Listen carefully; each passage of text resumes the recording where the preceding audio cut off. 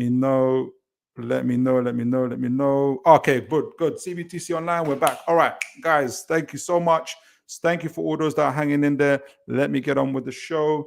And that's the beautiful thing. So like I mentioned in terms of what the show is going to be now, the sounds is great now. Thanks, Aaron. Thanks, guys. Thank you all for hanging in there. Really, really appreciate you. As always, you could have been anywhere in the world, but you're here with me. So guys, look, we could be buying no one this summer transfer window. So does that mean essentially that we're regressing as a club, that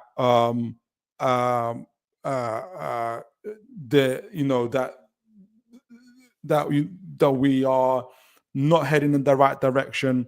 What is going on? What is happening? And essentially, what I'm going to be picking out this time is talking about the short term, medium term, and the long term of the impacts of potentially not buying anyone, and kind of also looking at the kind of weighing up the benefits, negatives, and everything else, but also at the same time trying to also be balanced and look at the wider picture and look at the other things that are going on in the club that are going on well as well. Not in a way to try and ignore, hey, we haven't bought anybody, like that's a great thing. Not at all. But it's just trying to be it's just trying to be able to be as balanced as possible with this stuff. So let me know again what you guys' thoughts is on this.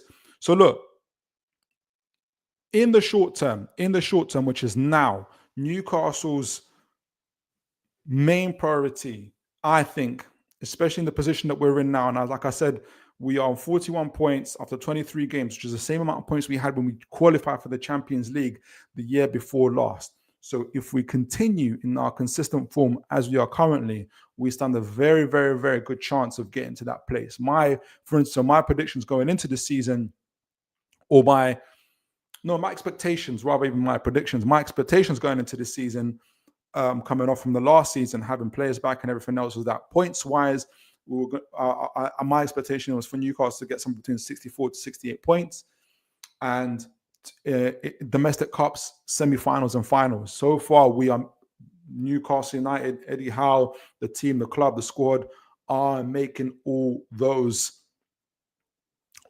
expectations happen for me. However, and obviously we're now looking at the short term and understanding where things are. And it was pointed out when I was listening to again, back in relation to the transfer window. I was listening to another podcast today from Transfer Flow. For all of you that listen to Transfer Flow, I think it's a great podcast. If you don't know about it, get to know about it. It's a really, really good podcast there with Ted Newton. He's like he's the one that created StatsBomb, and he's like a professional better, and he knows numbers and statistics and everything else like that. Anyway, they were trying to weigh up where how likely Newcastle will get into the Champions League, competing against Chelsea, competing against Bournemouth, against Aston Villa, against Bournemouth, Aston Villa, Chelsea, Man City. They've put, obviously, Arsenal and Liverpool as automatic placements there, and they said, you know what, maybe fourth, fifth place, possibly fifth place, very likely fifth place would also be to the Champions League. And the one thing they said about Newcastle, why they felt that, good, it's better for you, Jordy, DC as well. Good. And thank you guys for staying in with me. One thing they said about Newcastle was, and let me know what you guys think about this, is why they, for instance, favored Chelsea and Man City, and possibly even, I don't know why Bournemouth though, just because they could say the same about Bournemouth, but why they favored, so they looked at it as Liverpool, Arsenal, Man City, Chelsea, Aston Villa as well, actually, Aston Villa, and I think it's because Aston Villa are buying players. What they saw in the fragility of Newcastle squad in regards to the Champions League is that they felt that we didn't have the depth, or we had less of a depth in comparison to the other teams that are there. And so, therefore, they had the more likely a chance. So they felt that we're very dependent on Isak, for instance. And if you look at the stats at the moment, Isak's only got about I actually got the stats up at the moment, but Isak's got like, X amount of stats and assists and stuff like that. He's heading into 20 GAs already if he's not there. And so I say all that to say this is that,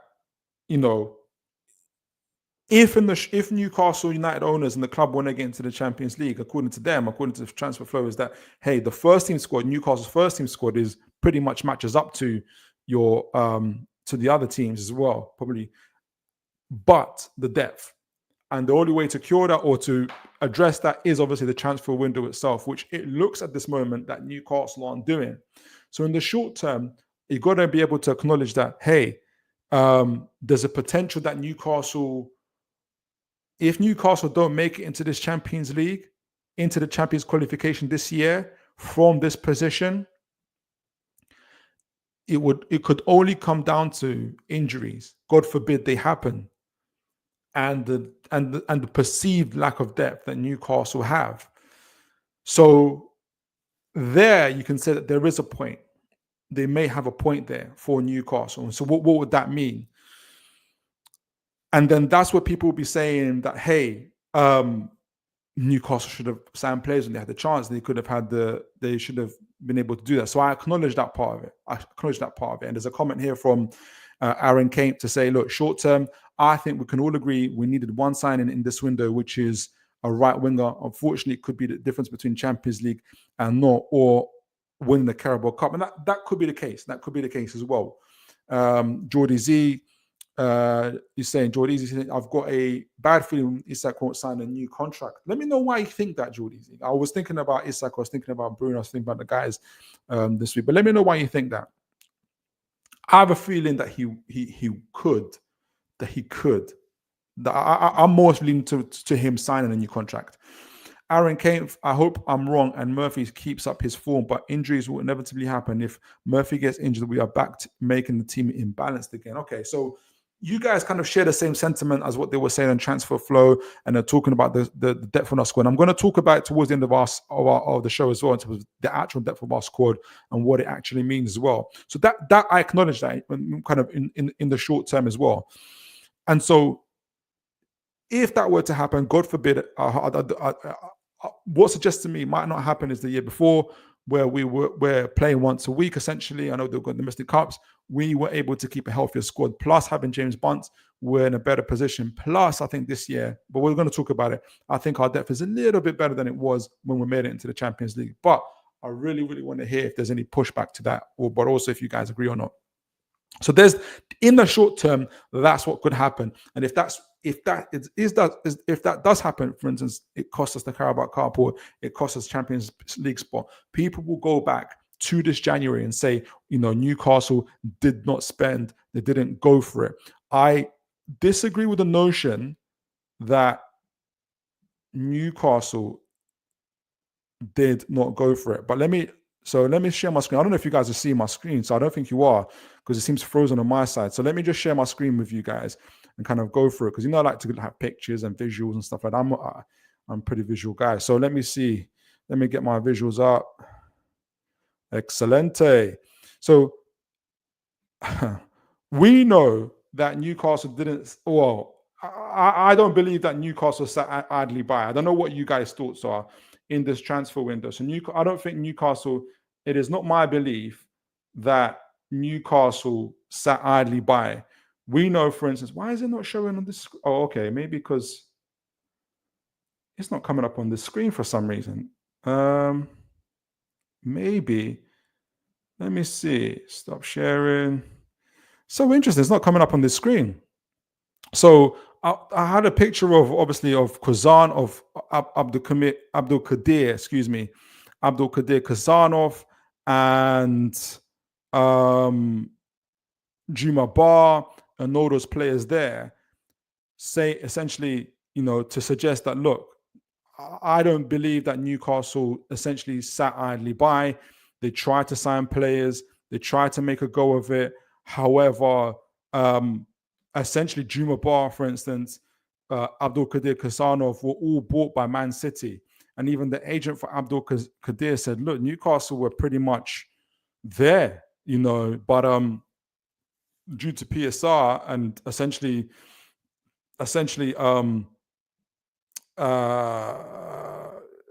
Man's PSR and essentially Man City just having.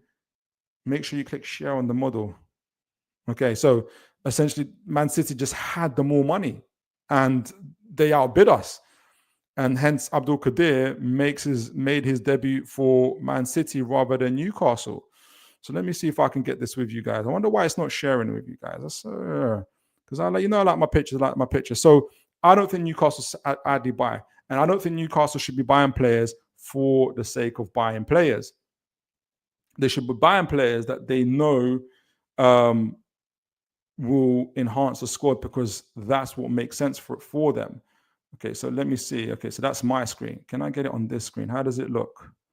Can you guys see that? Oh yeah, so it was there.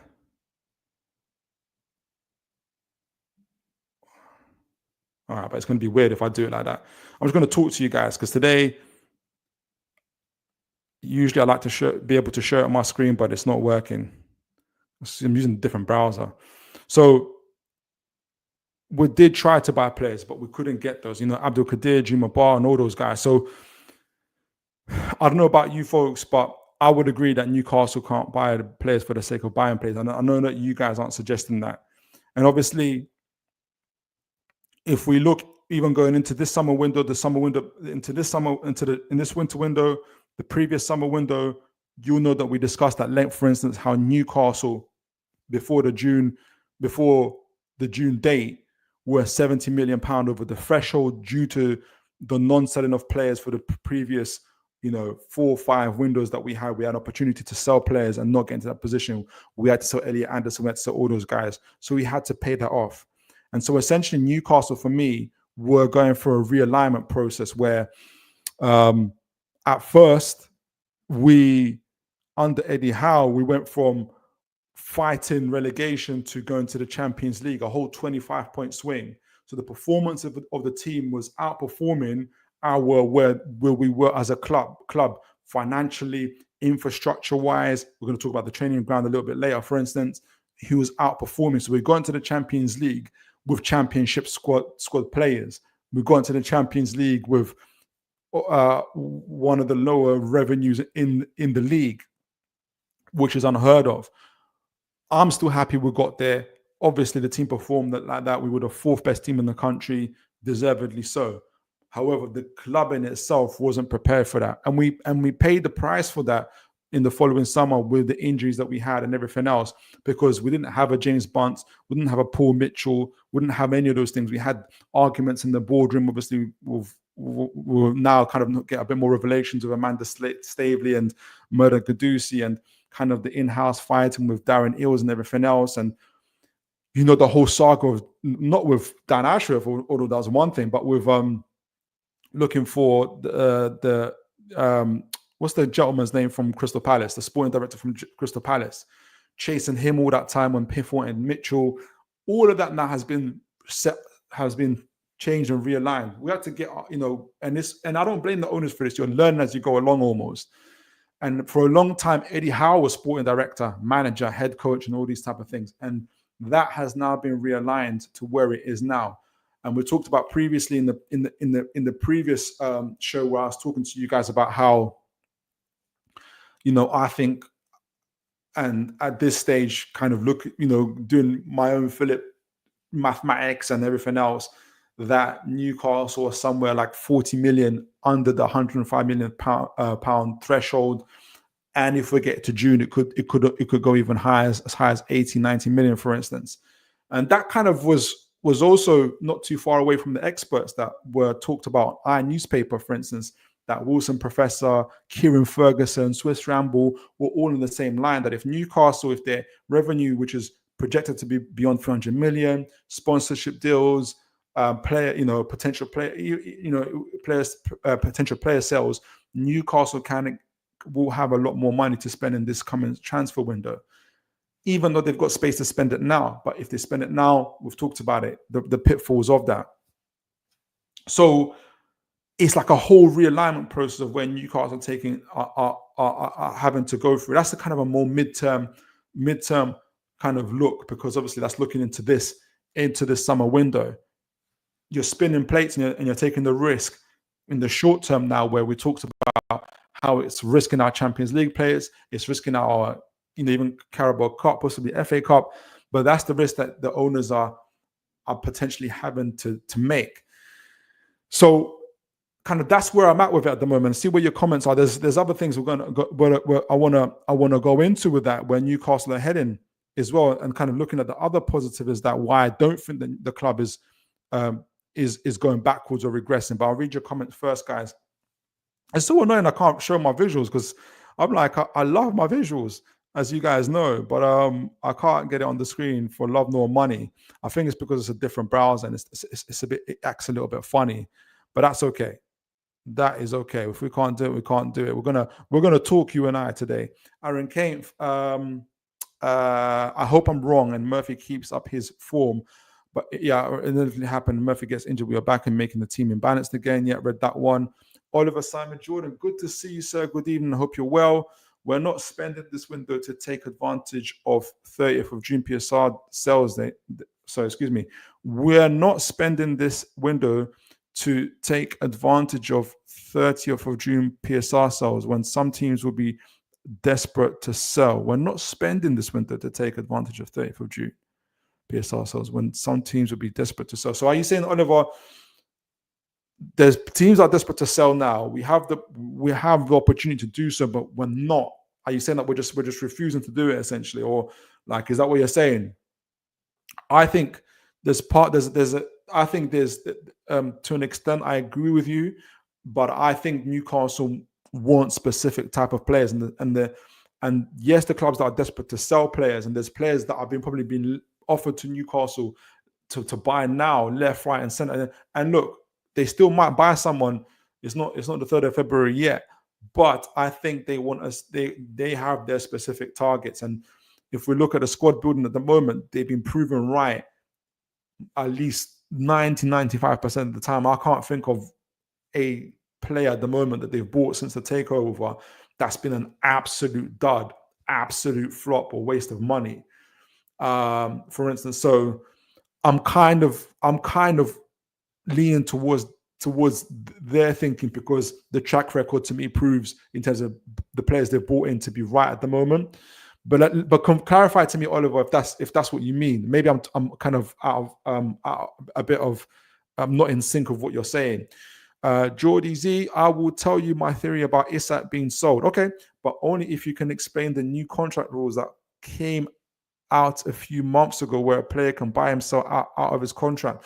I don't know if they're old contract rules, but I can see where you're leaning towards. So, because they used to do this kind of stuff in Spain, and Real Madrid and Barcelona used to do this kind of stuff as well a lot of the times, where they'll get players to buy themselves out. So, for instance, the story of Juma Bar, for instance, obviously plays for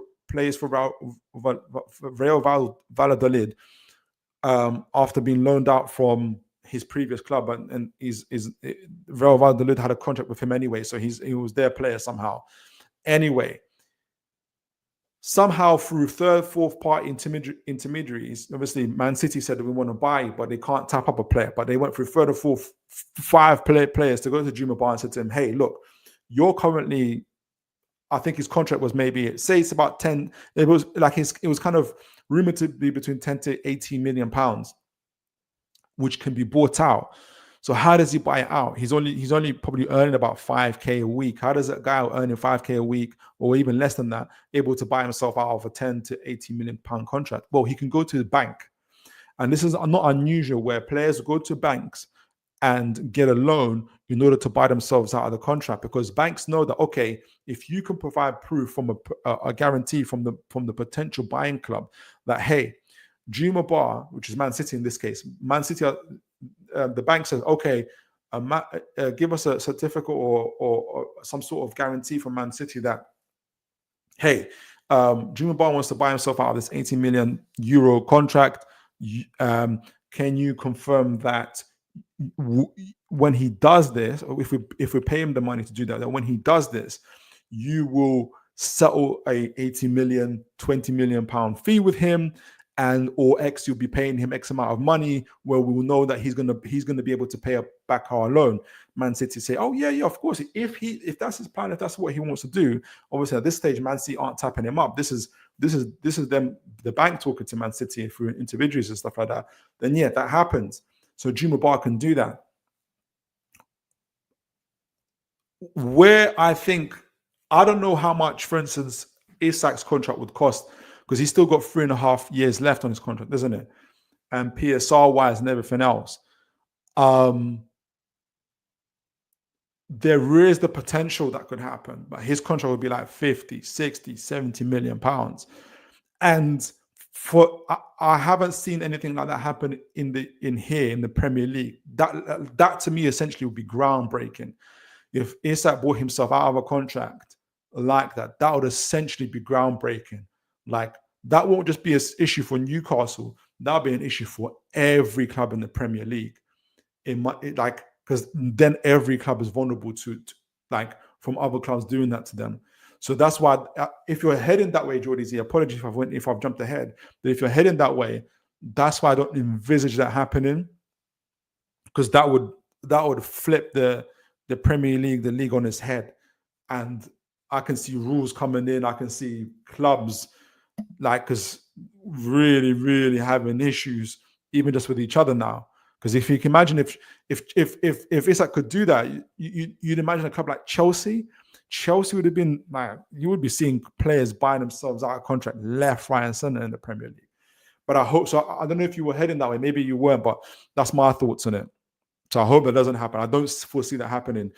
Aaron Kane, I hope the club are looking at the contract situation of some players. There's deals to be made in Jonathan David, Angel Gomez. The list goes on. No, exactly. No, and I think they are. I think Jonathan David's got several clubs, Tottenham, where everybody's looking at him. Same with Angel Gomez as well. So they've got the pick of the lot. It'll be interesting where they go. So that's where I'm looking at things as well. That Newcastle wants specific type of players, and they're taking a risk in the short term to see a more longer term benefit. And part of that longer term benefit, we talked about contracts. And speaking about Isak, for instance, and others,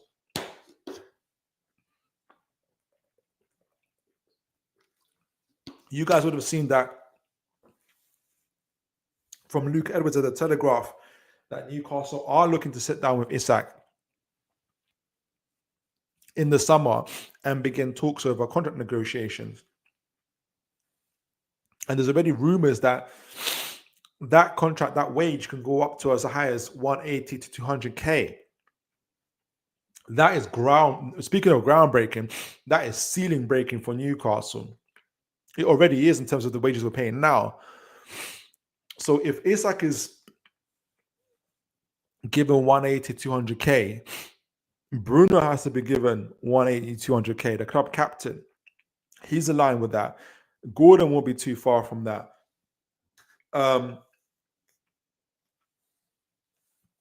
Even Kieran Trippier, even though we're looking to sell him, he's got a clauses in his contract that would say that his pay will go up in the line of other players as well. So in order to pay that off, I don't know if you guys saw it, and again, if I could have shared my screen, I would be able to show you this. Kieran Maguire shared the graphs of Newcastle's wages to turnover. And remember, I was talking to you guys last time about how I think Newcastle possibly like 71% wages to turnover, which puts them at a percentage in a bit over the UEFA rules, which they can address in the summer again by selling players and wages. Kieran Trippier, Barnes, and Longstaff. Kieran Maguire had Newcastle at 68% wages to turnover. So as it stands, according to Kieran, he's an expert. Me, I'm just fooling around and trying to put things together. He's the expert, and he's saying, "Hey, look, Newcastle are below the wages to turnover by 2% potentially, but that's going to go up in the summer. If Isak says, yeah, I'll stay, just give me 180, 200k, Bruno's going to sit down and say, hey, I want that same money. I'm the club captain and your best player. one of three of your best players, Gordon and otherwise. So Newcastle got to be able to put themselves in the position to pay these wages. And also, if, say, for instance, Newcastle do qualify for the Champions League, and you've got those new UEFA rules that say, hey, you can't put out a squad that's more than that, where you've got that's more than the 70% limit that we've put on the wages to turnover, and that includes everything in terms of you can't spend more than you can't spend more on than your you can only spend 70% of your transfer fee, wages, which includes wages, agent fees, everything, of your actual turnover. So even, yes, Newcastle's turnover, the revenue is going to increase and all this other stuff, but if they're not in position to pay that, they might, even if they qualify for the Champions League, if they buy how many players now in January, they might not be able to pay for it. Or they might put themselves in a position where if they sell players, they have to sell them at a discount if they buy big buys in January. So it's a risk. I'm not trying to say, I understand what Eddie Howe is saying, for instance, about business taking over football decisions, but we've been making football decisions, which is the right decision for the last 3-4 windows before, and it's ended up where for the last 2-3 windows we haven't been able to buy anyone, and we've been vulnerable to selling Anthony Gordon to Liverpool. We've been vulnerable selling Isak and others to Chelsea's and Arsenal's. All those discussions were happening in January. It's only because in the last 48 hours of that June date, we were able to sell Elliot Anderson, God bless him, and Minte to Brighton and Nottingham Forest, respectively, that we were able to avoid having to sell our crown jewels to our rival clubs. And if you're the owner, if you're PIF, if you're the chairman at this time, you want to be able to avoid that happening again, forever. You do not want to happen to the fact that Anthony Gordon still signed a contract with us, a new contract with us, after we went on the phone and said to him, we're going to sell you to Liverpool, shows just how good Eddie Howe and whoever else was there were at persuading him into staying, and how good things are at Newcastle at the moment. You can see that with the players and the culture and the environment, but you can only do that so much. We don't want to be coming into this June date, going back on the phone to Anthony Gordon and saying, we know we told you last summer, but this time it's for real. We have to sell you to Liverpool. So I think they're trying to avoid that. And as much as it risks us going to the Champions League and the League Cup and stuff like that, which will burn me, which will hurt me, I think it's a painful thing, but it's the correct way of doing things. Not only that, I don't want us to. I'm also trying to also holding on to other positives. Speaking of, for instance, there's a sentiment among some fans saying that we're moving backwards or regressed. Things have gone stale, but people have forgotten. And I wish again I could have. I don't know what's happened with the mic and the browser and everything today. And hopefully I'll fix that for the next show. But I was going to show you guys, for instance, what our board was under Mike Ashley. And I've shown it to you guys before, where essentially all we had was Mike Ashley, and we noticed not Lambis, I forgot the geezer's name now, Charnley, who was director of everything, right? The sports director, everything, recruiter, everything. He was Dan Ashworth, Paul Mitchell, everything rolled into one. Not very good at it either.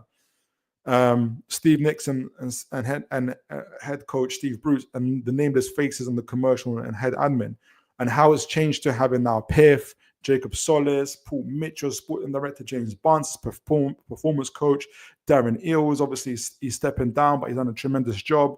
We've got these big names that have come from Arsenal and Leicester and other clubs whose revenue and training ground centers are incredible. Obviously, Eddie Howe's very big difference from your Steve Bruce's, James Bunce, everything, like putting us ahead of the curve in terms of everything else. The club has moved on. It hasn't regressed. It's moved on dramatically, in my opinion. I also want to show you guys our squad. how we've moved on from, this is when how we moved on from Matt Ritchie as our left back to Matt Targett to now obviously Lewis Hall is incredible, from Kieran Clark to Byrne and to Botman now, and obviously we've got Lloyd Kelly in the backgrounds from Frederico, from I'm forgetting all these guys' names now. It's been so long. Federico, I'm sure it's not Federico. To Shaw, to obviously we need to get another right centre back. Jacob and Jacob Murphy was playing right back to now Kieran Trippier to Tino Livramento. You know, this squad, this team is not just the club structure, but the squad has moved on leaps and bounds. Really, you know, we've still got Joe Linton, obviously, is doing an incredible job, and what Eddie Howe's done with him, Joe Willock, Elliot Anderson, obviously, before he got sold. Again, players that we've improved on, how we've moved on from John Joe Shelby to Bruno Gomes and Miley now. And we're moving on now from Longstaff, Sean Longstaff, who I still rate, but Tonali, you know, is levels. So the squad has moved on. Now, it doesn't mean I'm saying pause, freeze, but I reject the notion that this club is moving backwards or is regressed. It's moved on tremendously. And there's more to come. We've gone from ASM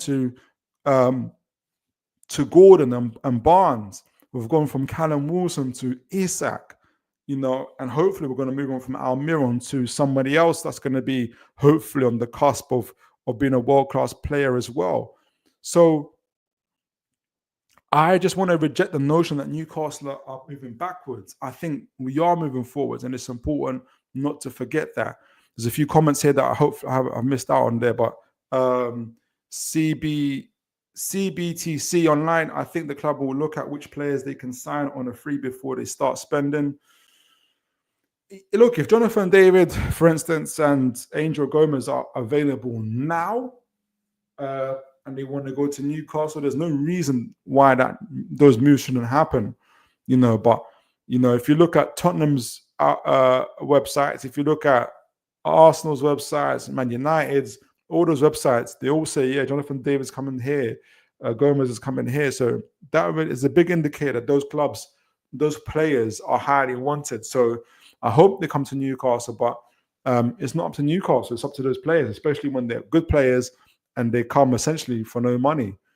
Well, there'll be agent fees and sign-on bonuses, but there's no actual transfer fees. CBTC online, also players from relegated clubs. Oh, you mean for the summer? If you mean for the summer, yes, absolutely. Oliver Simon Jordan Wilson will get injured the first game back, guaranteed. I really hope not. I really, really, really, really hope not. Broken nail or something. Yeah, exactly. So, like I was saying to you guys, I feel like the squad has moved on tremendously. And let me, you know, and I just don't want the fan base. I don't want folks to forget that just how much has been done, and also for the future.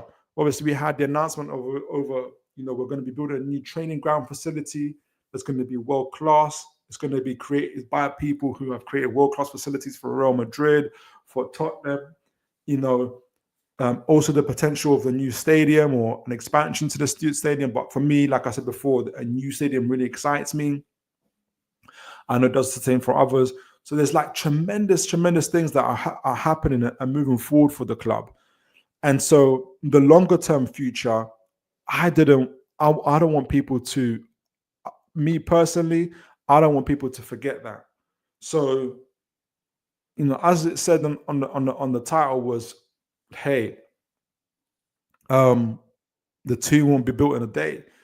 So my overall thinking and my overall plan is, when I'm looking at the plans, is to say, I can see why Newcastle's taking the risk.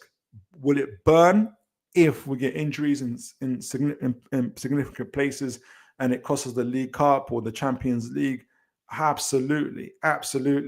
And that could have other ripple effects. But I can also see why Newcastle haven't take the risk in itself in this transfer window. So that's my thoughts on it. And look, the last question I want to ask you guys is, with the squad we've got now, I'll see how I can share it, because I can only share it in a weird way.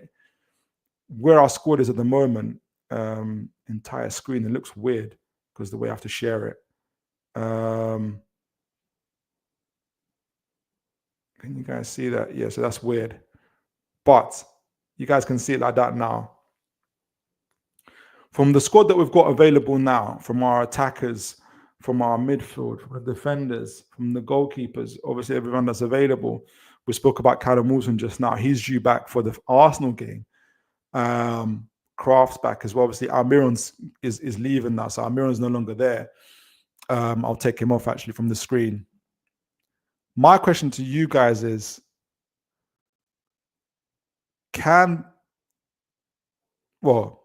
two questions. Can this team qualify for the Champions League? And where do you think this team will finish? Can this team qualify for the Champions League? And do you think it's robust enough, i.e., does it have enough depth as it stands, if we don't get any transfers in, to still qualify for the Champions League and the Carabao Cup? Let me know what your thoughts are. As it stands, for instance, in our attacking parts, we've still got Gordon Barnes, we've got Wilson Isak, and we've got Almiron, and we've got Jacob Murphy. It'd be great to get a right winger. If Tyler Diblin comes in the last minute, that'll be beautiful. Stuff like that. But if not, we have 5 attackers as it stands. Midfield: Joe Linton, Willock, Tonali, Longstaff, Bruno, Miley. Defense as it stands, and obviously there's been talk about Target leaving to Leeds, for instance. But we've got Hall, Target, we've got Byrne, Botman, and Lloyd Kelly, and we've got Shaw, and we've got Kieran Trippier and Livramento. Obviously in goal, Pope is now back as well from injury. We've got Dubravka and others. Can this squad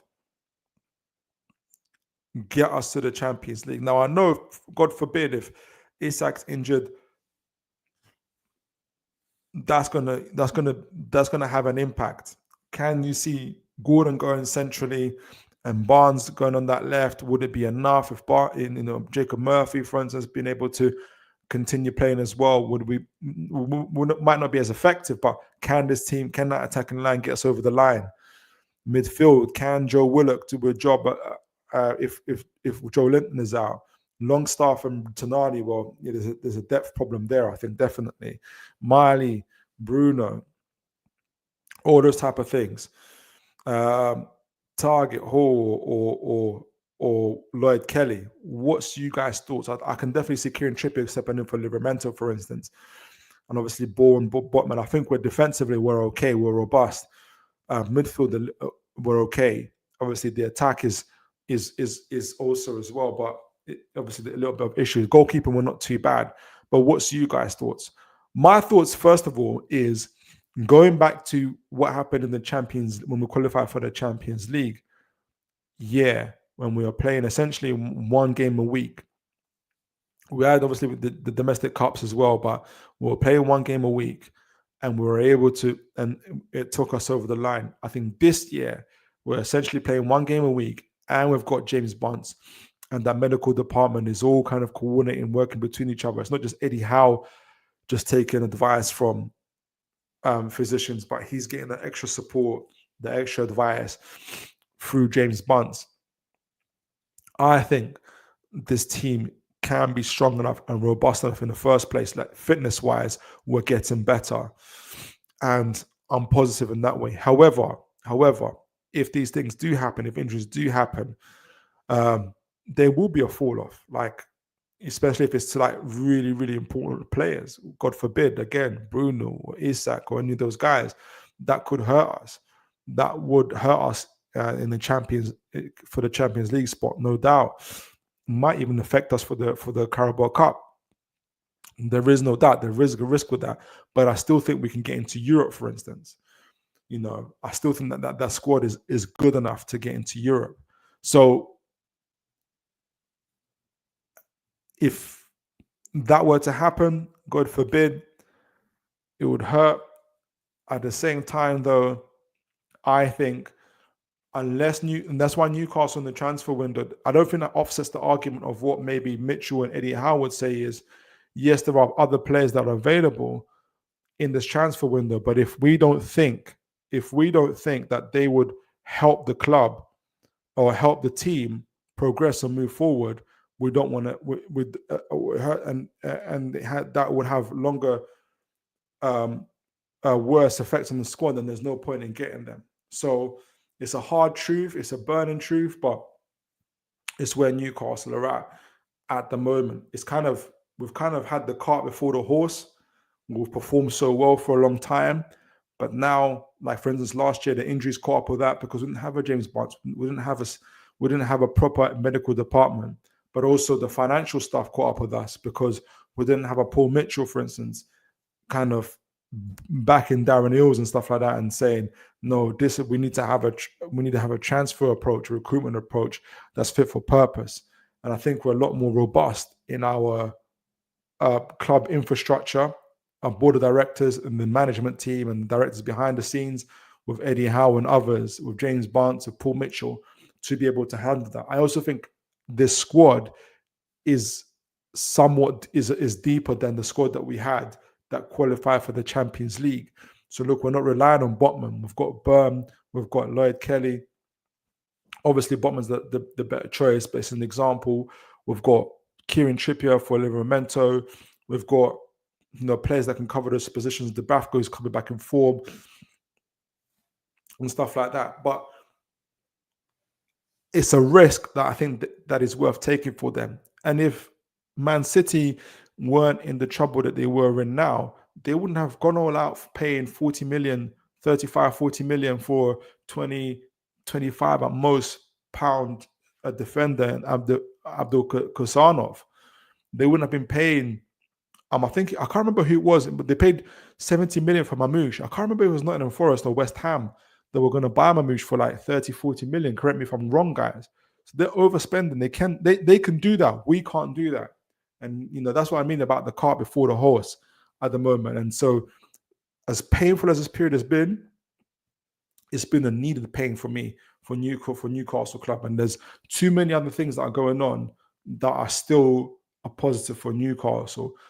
But I'm also looking about before I read your comments, guys, as well, the last couple of comments is that I'm also looking ahead. I'm also looking at what if the flip side is, what if the team does remain fit, does remain strong? Isak, Gordon, Bruno, all those guys stay fit from now on until the end of the season. Imagine what the squad can achieve. Maybe we'll get that Carabao Cup. I believe we can win that Carabao Cup. I really believe that. So long as we act like we belong. And we'll talk about that more if we, God willing, would beat Arsenal against St. James's Park. And we're getting to the Champions League. And now we're in a better financial position to offer Isak and Bruno, offer Isak, for instance, a better, more lucrative contract than he says yes to. And then we can buy better players and we can sell better players. Imagine that kind of scenario. That's the ideal scenario. So that's what I'm looking forward to as well. So again, would I want Newcastle to, for instance, buy in this transfer window, Tyler Diblin, James Trafford, who's a good Mark Gahey? Yes, 100%. But if they're not available for the prices and what we need them for, then and it's going to hurt us even more, and they're just not available because they're clubs, because it's out of our hands, then so be it. I wouldn't want Newcastle United to be buying players that are lower in ability, lower in skill, lower in experience this January, just because they couldn't wait for those players in the summer. So that's my kind of perspective, and it hurts them in the future as well. So that's my kind of perspective. So before I round off, let me see your comments and see where you're at. Jordy Z, thanks for your explanation. Thank you, sir. But it was the Lassana Diarra ruling, okay, where a player can leave without a transfer fee. I didn't know about that, Jordy Z. I'll have to read up about it. I'll have to read it. Thank you for pointing me towards. I'll read up about it and we'll see where we're going for that. All I'm saying is, we'll have to know. When I'm reading about it, I'll be curious to see how prevalent that is. I know that happens in Spain, but I haven't so far. I can't remember. I haven't heard of it happening in the Premier League. So if it's like pulls a stunt like that, even if he could,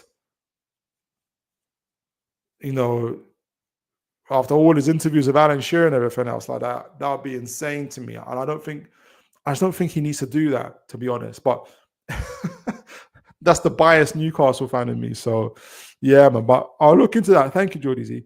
Oliver Simon Jordan, yes, if they're all at it for the rest of the year, but any team can beat us if we don't turn. Oh, 100%. 100%. We'll just see what Bournemouth can do. So, guys, I'm going to conclude the show here. We talked about, look, again, thank you so much. We had some technical, I have to put it in my timestamps. Like, we had technical difficulties for about 15, 20 minutes of the show. But Jordy Z, Aaron Kane, CBTC Online, and a few others were very, very patient and helpful in getting me to sort out the status situation. I could have been doing the whole show either in silence or on static. So thank you guys for, and doing it to like 0 people. But you guys were here, you clung on, and not only that, you engage with me as well. So I appreciate you so much for that. That's why this community is so encouraging. That's why I love doing the watch alongs as well. So I'll be planning for my next one. Hope you guys are there. But we had that, but we talked about also essentially the short term, what if Newcastle, the short term impacts if Newcastle don't recruit anybody in this transfer window, which it could cost us the Carabao Cup. It could cost us Champions League spot. However, I'll weigh it up with the medium to longer term situations. Would it put us in a better financial situation coming this June when we can buy more players, we can offer more lucrative contracts to our star-studded players like Isak and Bruno and others? Would it help us? Would it give us that leverage in transfer negotiations of other teams, especially when we're trying to sell players? If teams know we're not desperate, trying to meet PSR like we were last June, and we had to sell players we didn't want to, but we're this year, because we're in a better position, we don't have to do it this year, and we're selling players at our leisure, and we can sell it at our price, would it be worth it? And we get the players that we want? Yeah, it would be, for all those things and more. Also, there are other kind of challenging the narrative of this club is static or moving backwards, saying, I don't think it is.